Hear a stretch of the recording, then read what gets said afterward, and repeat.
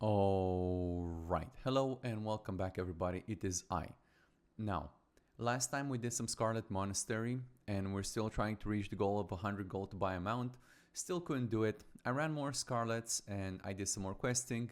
I got to level 44, but still not anywhere near my... Well, I suppose we are pretty close to 100 gold, but we're not quite there yet. So we're going to do Uldaman this time around. And what I want to hire, Uldaman is going to be pretty difficult. And the final boss, there's a big difference between the start of the dungeon and the end boss in terms of levels. It's quite a giant gap. And I think we should focus on getting classes that are good and solid at fighting enemies higher levels than them. And top on the list, I would say it's probably the warrior tank is the most solid one. And for a healer, I think we should go with the classic priest just to really boost the survivability of the warrior. For a DPS, the best one pretty much in terms of just hitting higher level enemies is by far the rogue. I think he comes with precision. If you whisper him list talents, he will tell you what talents he has. And I guess he still doesn't have precision. But nonetheless, take my word for it, he's very good at hitting higher level enemies. And I did say it in all the previous dungeons that we've run that it's a very good idea just in general that you try to fit into your group an off healer, because sometimes the healer himself may be overwhelmed if there's a lot of incoming damage, and an off healer would just serve that purpose of throwing a heal under duress and save the day. So that's pretty good. That's cool. And we're going to go with the paladin, the melee DPS one, in the magic variety, because the might one, as I've explained previously, is built up around strength and doing single target damage, and the magic one is built up around intelligence and spell power, and he does off healing, and that's exactly what we want. We want some off healing. And moreover, what we're going to whisper the paladin is set blessing, blessing of salvation, because you see now he has done might and whatever, which is fine normally, but warriors in general, they are pretty, well, they're not doing so great with holding aggro and stuff on account of them doing so little damage. And when we whisper him set blessing on salvation, you see that he has applied salvation on everyone except for the tank. And now we still want him to buff the tank, so what we're going to do is set okay, let's write it again. So we're whisper him set blessing second, blessing of might, and he will say that he has assigned a second blessing to blessing of might. What that does is, first he will try to apply salvation. He'll realize that the tank does not need salvation because he's a tank, and he will not apply it. So his first blessing is salvation. He does it on everywhere he can. And then we've set the second blessing, which is basically a fail-safe to the first one. So if he cannot apply salvation to a target, namely the tank, because he's a tank, he doesn't need threat reduction, then he's going to look if he has a second blessing and apply that one, in our case being blessing of might. Now the tank already had a blessing of might, so maybe I should have showcased that a little bit better. You can do set blessing cancel or something like this if you want to unassign your blessings and stuff like that. Anyhow, let's start and get in there. Let's actually pick up the money from the auction house. I did have some money or some items sent to my ace vendor, alt bank character, but those auctions have not sold yet because it hasn't been 24 hours. There we go. I'm playing a lot more recently because I want to push to 60. I want to get into raiding, and we do have some event where we're wanting to do a Blackwing layer players only, so perhaps I can get to participate in that, and some players only Molten Cores, which sound like a lot of fun to me. So maybe I can level up in time for those. That's what I'm trying to achieve. Anyway, I'll let you know when I get to Uldaman and we'll do things. Skippies. Okay, here we are inside. One thing I should, I would like to mention, which is pretty important, I think. Well, hey. But first, let's take care of the money. Ooh, very juicy. See, it's always good to bring a rogue, man. And I do love that it drops quite a few scrolls of protection. I think I got a couple of them or 3 of them already. So there you go, buffed my companions. But one cool thing, so I crafted a few like easy to make alchemy potions. But one thing I did manage to make is some oil of immolation. And whenever you drink one of those, the tank will actually start using that himself. And he'll just keep using them on over and over again, which makes it very, very, very good and very strong. So this would absolutely help him keep aggro a lot better on these enemies. So I highly recommend that you make a few of them, just like one per session is good enough.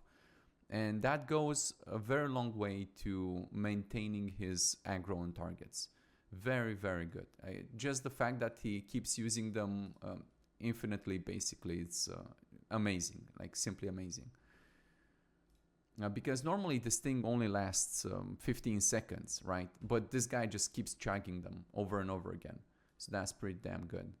You can see that. And the damage from that is somewhere like 20%, man. Like 20 bloody % damage. Just think about it. It's completely bananas. Oh, and of course, everybody, don't forget to call your auto loot pet so we don't have to worry about this. It's probably one of the strongest buffs you can give to the companions, just this fact. And on top of the fact that we gave him salvation, or gave us salvation, and he has less to worry about. So it really does make a huge difference, as far as I can tell at least.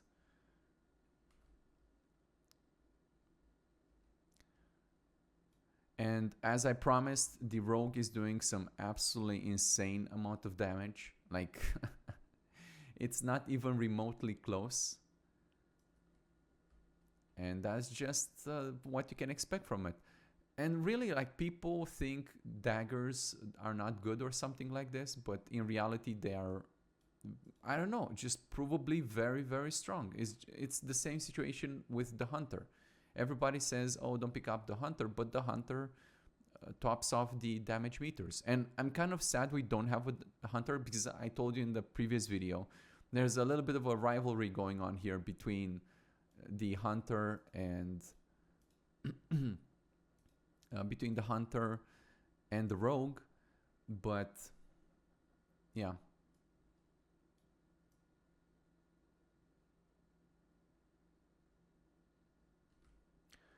I just yeah, let's just try to get through this as quickly as possible, because maybe we can skip some of the optional bosses. The server is going to restart on daily restart in about an hour, so maybe we can skip a dip a little bit, don't do necessarily everything. Oh, and just kind of try to get the end, because I'm it's always a little bit of a challenge with the final boss, just him being higher level than us. I know he's like 47 or something, so he's 3 levels higher than us right now, which should be fine, I think. But anyway, on account of the server restarting soon, I don't want to lollygag around too much. Whatever that means, anyway. Funny saying. And yeah, absolutely do use grenades. So yeah, if you throw a grenade, I talked about it yesterday, about the grenades and things of said nature. Wow. Wow, look at the priest, everybody. He's doing holy novas. That's pretty awesome. I approve.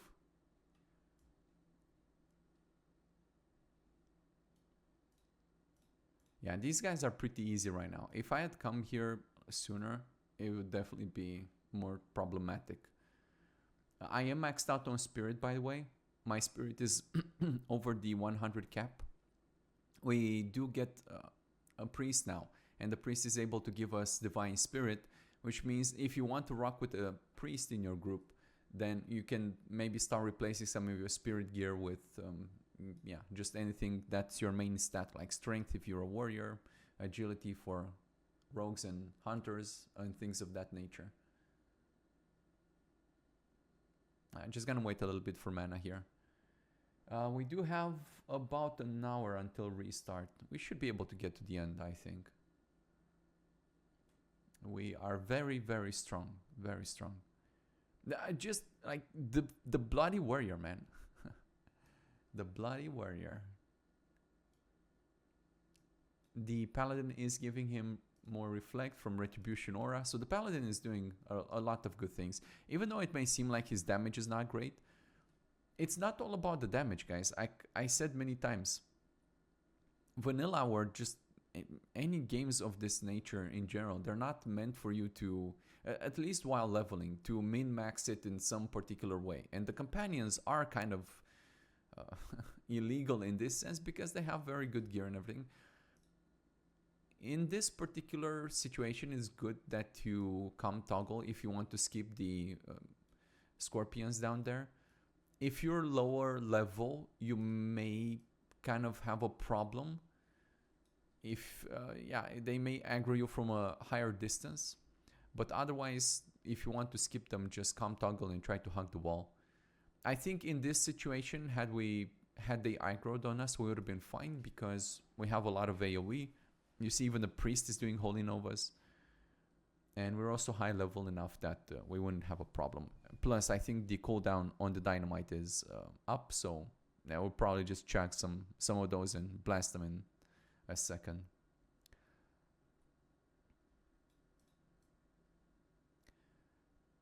Do we want to go on the side way? This boss is kind of fast, I think, so maybe we can do the side boss here for the giggles.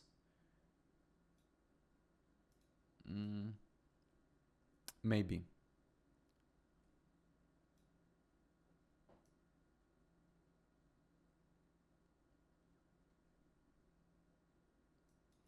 I think we may have time for this boss. But let's go pull a couple of them just so we can start AoEing, chugging some dynamites. There you go. As I was explaining yesterday, just by the normal way the warriors, or not the warriors, the tank companions work and the way they're trying to establish aggro on targets, they naturally group up the enemy without you having to do anything special or anything or on them part. Oh, I love the upgrades. Nice. I love that shield bash interrupt there.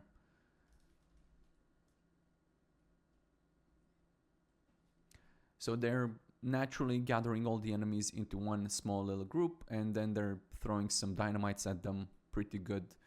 You can get the sense at some point of when the cooldown of the dynamite is back, so you can pull a little bit more aggressively and that sort of thing. Yeah, this group is very, very strong.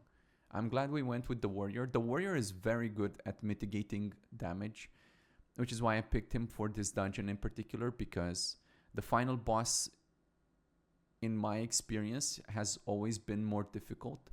So in order to make sure that we don't struggle, I mean, I could have brought the bear and he would have been fine on threat. But as we have seen from the previous dungeon, the bear, he does take more damage. Yes, he has the armor. Yes, he has more life. But what he doesn't have is avoidance. So it's good to be beefy and all of this, but you're not beefy in the way in which you're avoiding damage, which is, well, it's, here's the thing. He can take hits, and the healer has to use higher rank heals in order to keep him up, which means that in the long run, he would have to spend more mana on healing the bear rather than the warrior. And the warrior here, you see, just because he has so much avoidance with the blocks and everything, he takes less damage overall. The only problem with him is the concern of him holding aggro, especially when you have a beast like this rogue over here. It really does become a concerning issue. Ah, there you go. Fire shield, bombs, boom. Easy peasy, boys. Beautiful. We do have the paladin to throw some consecrations down as well. Just absolutely beautiful. This is just more XP for us, basically.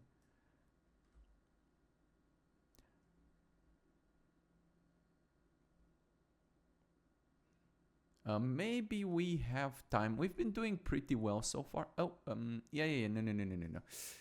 I don't recommend that you fight these caster guys wherever they attack you from, especially if you're lower level, because you can do this from 43 or something like this. They have the tendency to, yeah, you go too close and you pull more than you're supposed to, and whoop-de-doo, you wipe. Speaking from experience, you see how he started running backwards? That's a good way to wipe you right there. Maybe we have time to tackle this one side boss over here. So let's pull a little bit more. I think we can handle it. Especially with the oil of immolation. It really is huge. It's absolutely huge. Yeah.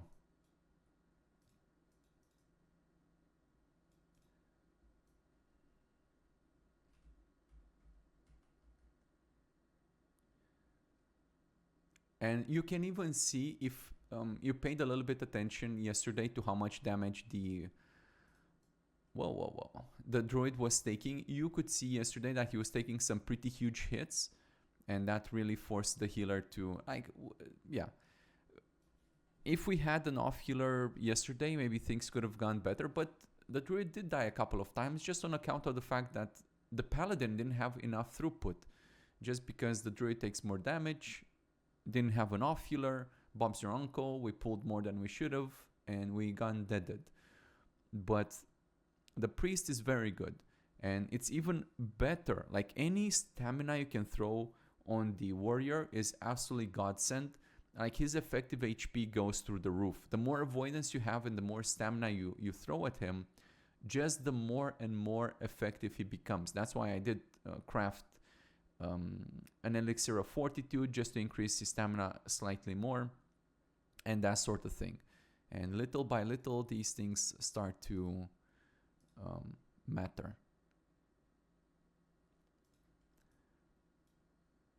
Yeah, it wasn't a big going around. It didn't take too long to get these extra bosses here. I'm gonna do this dungeon a whole bunch more times. I really do want to get a mount. It's quite painful to do professions without a mount.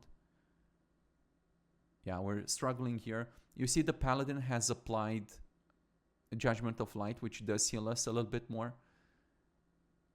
So, good things, boys. Oh, nice. I enjoyed the fact that the priest did the prayer of healing.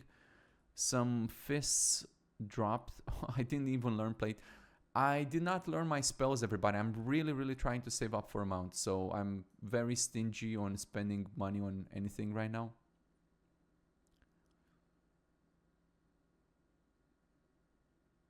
Okay. Here is a little bit of a problem area. If we... No. Yeah, if we could do a pullback like professionals. I still forgot to buy bullets, everybody. I'm sorry. I was thinking that maybe if I get... Actually, I had a hunter in my group yesterday and I forgot to ask him for bullets and ammo. If you trade your hunter, he will give you a stack of ammo. And I don't even need strong ammo. I just need whatever, man. Yeah. By next year, maybe I remember to do this. I promise. Or... in reality, guys, I'm so stingy, I don't even want to spend money on ammo. Yeah, that's my excuse. I'm too stingy. These guys give pretty good XP.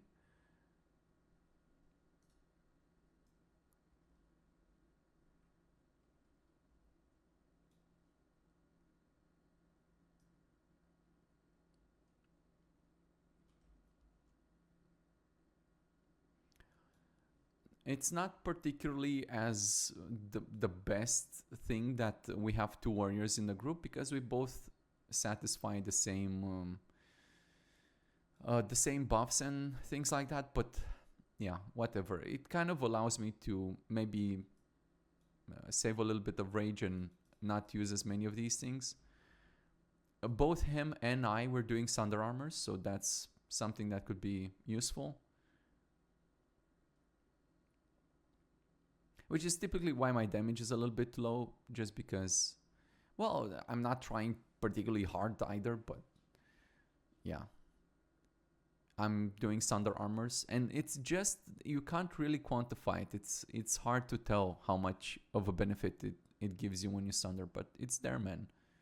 It's definitely there.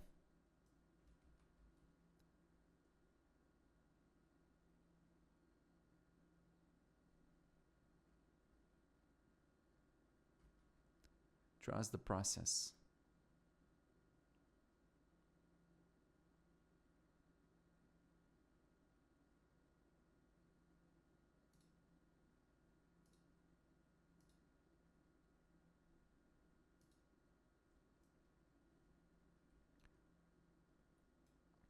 The Paladin is applying this Vindication stuff, which is also pretty good. Helps mitigate some damages and things. I like it.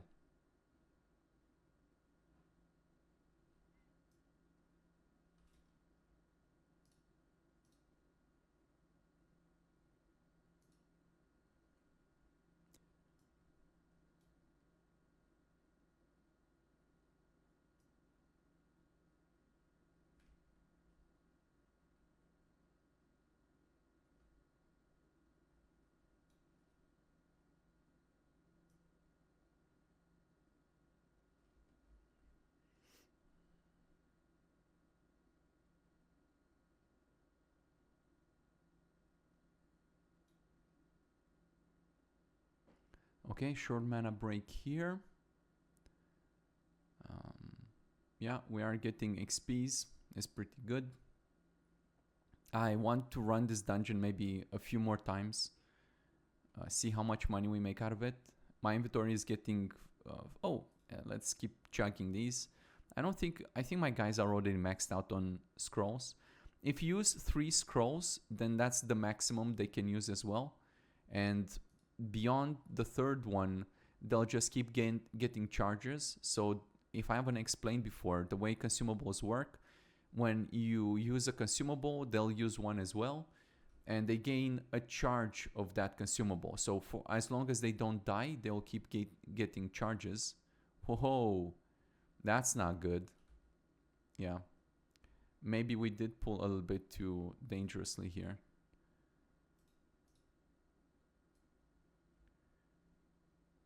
Let's see if we can focus a little bit.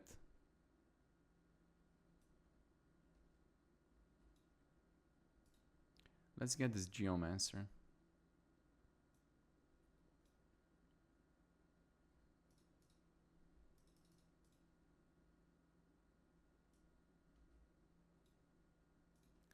Okay, let's get this Basilisk.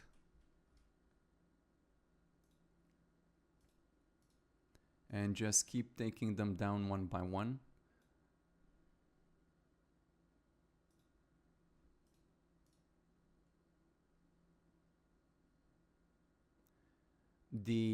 My healer is dead, but I do have the Paladin, and you see the Paladin, everybody. What did I say? What did I say and what is happening? Beautiful. Gotta give the Paladin a reward for this. And it's all about these situations, you know? Yes, he's not doing as much damage, but it's not like damage is an issue. You could have had slightly more damage, but you see in this situation, the thing that made the difference truly is the off-heal. It's all about the oh shit situations. And if we look at healing, yeah, it's 10%. It doesn't look like much, but it's exactly what we needed when we needed it. He did also do a lay on hands in there, didn't he? I think so. Yes, he laid on hands the tank. Perfect. Beautiful. That was a huge pull. Normally, because I've pulled like that before, yeah, that's like a good way to wipe right there. And because we have the paladin, he can revive the priest. So it's a beautiful, good situation. I'm grateful I brought this paladin along. On top of the fact that he's doing all this blessing of salvation, which helps the tank as well. Just overall really good synergy here.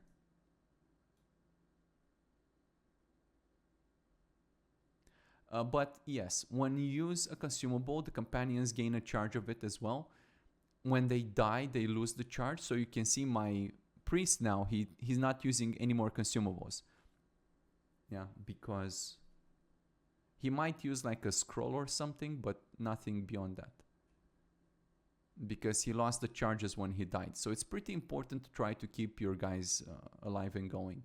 And these things do make a difference. I mean, 6 stamina for a priest, or 6 spirit for a priest does matter because he scales off of it.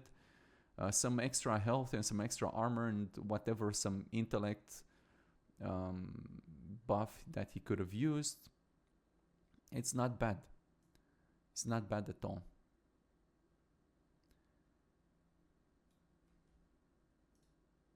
Okay, let's keep going. Maybe my guy will regen some stuffs naturally as we move along. We did lose a little bit of time, but we still have plenty of time before the daily restart. So we should be good. But you see things get a little bit dicey towards the end. And I want to make sure that if we wipeys or something like this, then we have time to run back to the dungeon. It's a long way to get here, you know, not particularly great to wipe. Nah, we'll be fine, everybody. We work like professionals. Let me also turn on sound. I guess I forgot about this.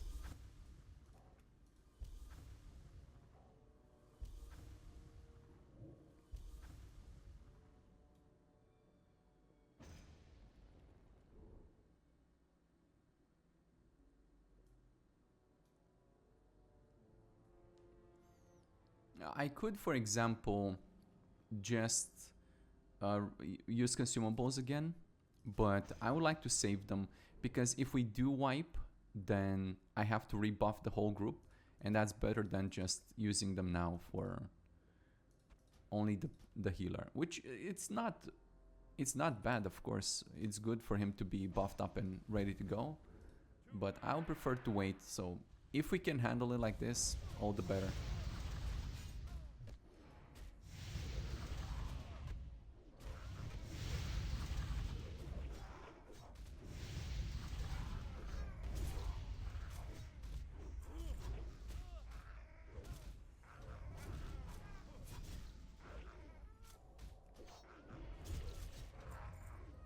The priest, whenever he has some off time, so he's not healing anybody, he does wand, as you can see him. Which is, well, if you think about it, just by the fact that the warrior is so good at mitigating stuff, so he's not taking a lot of damage, that overall does increase our total DPS by that virtue. So,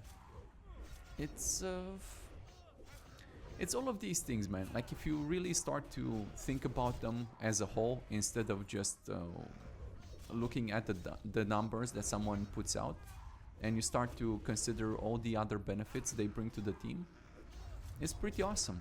I enjoy it.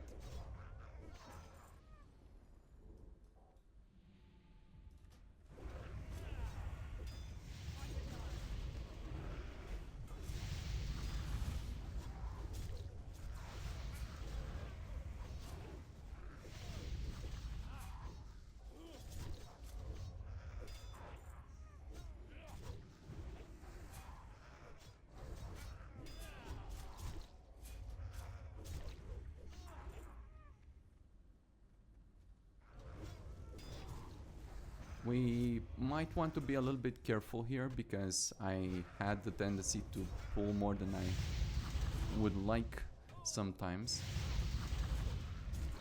So learning a little bit from past mistakes, eh?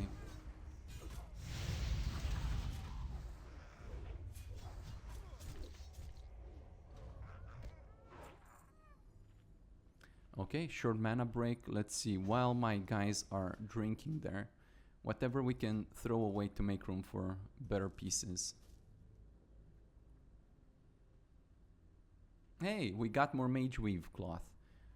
Yes, we are starting to get more and more Mage Weave. I didn't have enough Mage Weave to make larger bags, but maybe after these dungeons I will have, so definitely paying attention to that.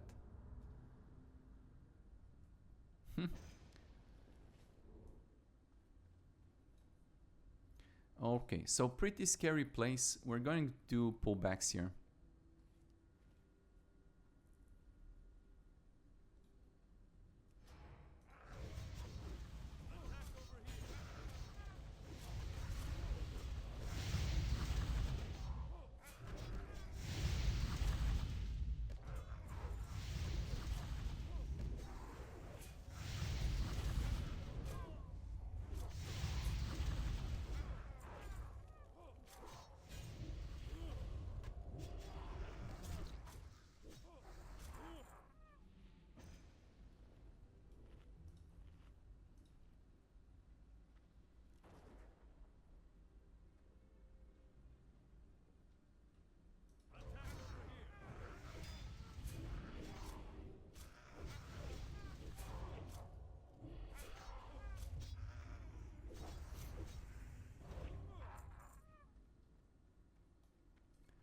Okay, we should be good here.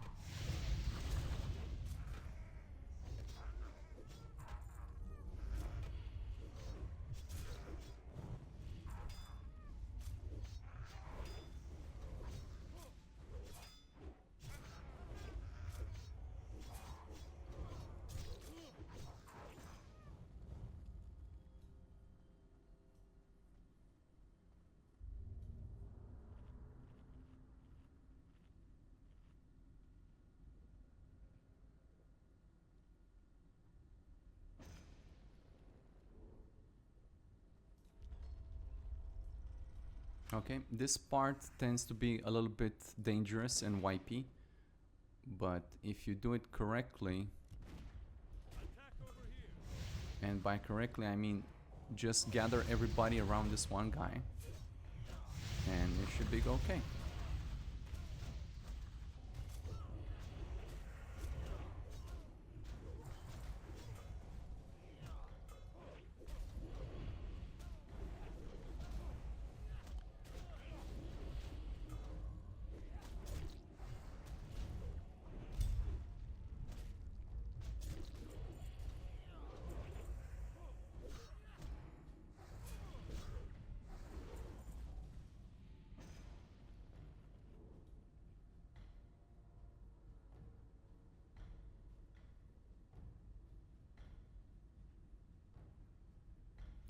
One thing you can keep in mind about the daily server restart is that after the server restarts and it comes back, you can hire companions from wherever you are, so you don't have to go back to an innkeeper. That in case you are like somewhere far away, so that could be important to you. Or if the server crashes, is the same principle, so you don't have to go all the way back.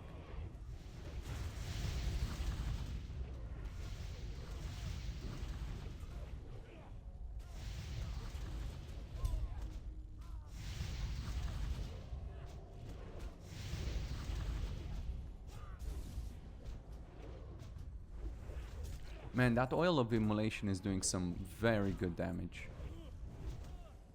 And retribution as well, apparently. The paladin, if I'm not mistaken, is putting points into the retribution aura, which makes it even stronger.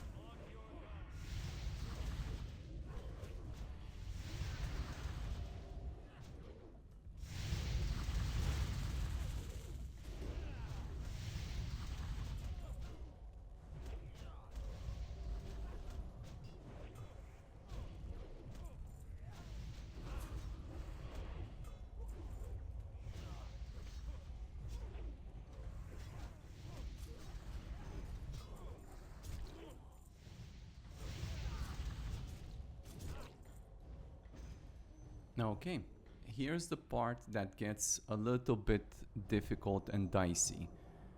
First of all, you can use the companions to click the altar. Oops, didn't want to do that. Let's put these guys on stay. So you can use the companions, you can use the use command to get them here and click this altar, and they all start channeling. I don't think you need 5 people to channel on this, but nonetheless.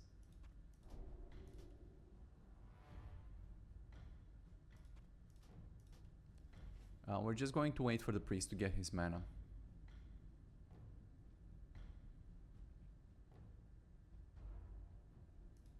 Okay, so you can maybe come stay everybody here. You don't really need to come stay them or anything, but you can if you na.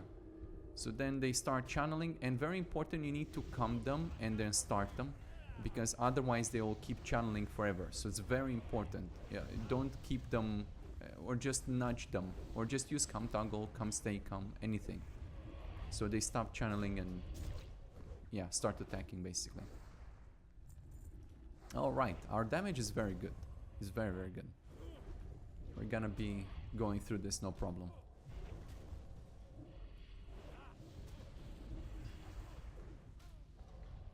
Whenever you sharpen your weapon, your companions sharpen theirs with appropriate things. And one of those things is, for example, Shadow Oil for the melee damage paladin in the magic version, because the might version I think he sharpens it with like normal sharpening stuff, but the magic guy he sharpens it with let me see, Shadow Bolt. You see it's 6% damage. I'm not sure how much damage you do relatively speaking with the normal sharpening weapon, but I'm just saying this guy does use Shadow Oil, and that Shadow Oil does scale with spell damage. Though I think at this level he probably doesn't have that much. But you do see he has a lot of intellect. So he builds for intellect and strength wherever he can, but he prioritizes intellect. You see the Shadow Oil. So strength and intellect as much as he can. Mostly intellect. And you do see that he is running out of mana, but he's also off healing. So this is why I mean that the magic guy is made for off healing, because if you had the might guy, well, that guy would run out of mana like way fast. So he basically could not off heal anything. He would barely have enough mana for his seal rotation. So of course that comes at the trade or at the cost of less single target damage or whatever, but again, it's not about min-maxing or anything like that. Okay, we're still good on time, so I think we'll be able to get this done by the end of it.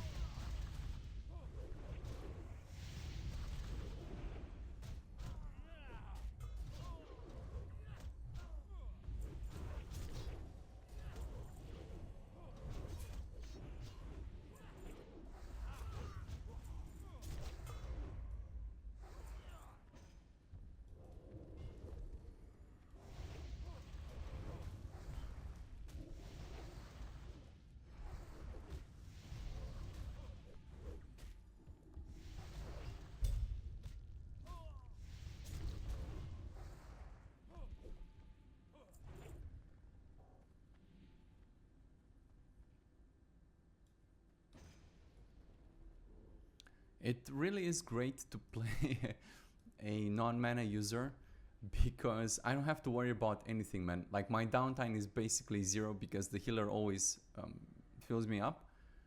If I had mana bar, I had to drink all the time, so I do appreciate the comfort of not having to do anything, which gives me some time to, I don't know, just like do some inventory management or whatever in between these.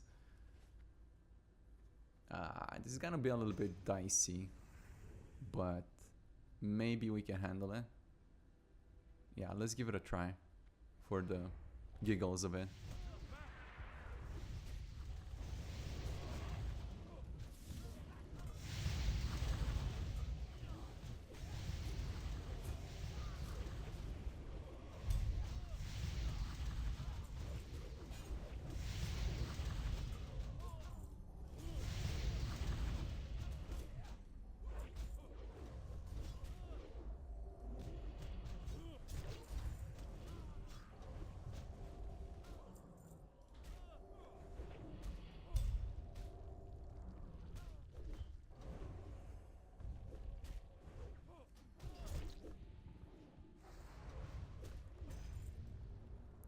Well, pretty good, everybody. We still have time to spare. We moved pretty swiftly. And just some more inventory management before we go in, because we'll have things to loot. I'll definitely be coming back to do some more of these after the restart. Maybe 2, 3, 4 more, I don't know, something like this. I'm definitely getting at least one level worth of juice, if not more, out of this. The XP has been pretty good. I got, I don't know, more than 50% or something. So definitely worth coming back. It's the same thing here. You just use the use button. You can click it yourself if you want. I don't remember how many you actually need. Oh, never mind, not that many. So get your companions with come. And there you go, the tank taunted. Gotta watch out for the threat. Paladin bubbled me, which is pretty cool. The way I typically do this is that I do focus on these guys at least at the very beginning. I don't want to let them stack too many of them. However, towards the end, it spawns so many of them. There's basically like no time to deal anything about them. What you can do is like you can definitely help by throwing some dynamites in here. Like, don't be stingy about it. I mean, these guys are not particularly difficult or something, but definitely what you can extra do is keep your AoE abilities for whenever these dudes spawn. They're not tough, but there's many of them. That's the problem.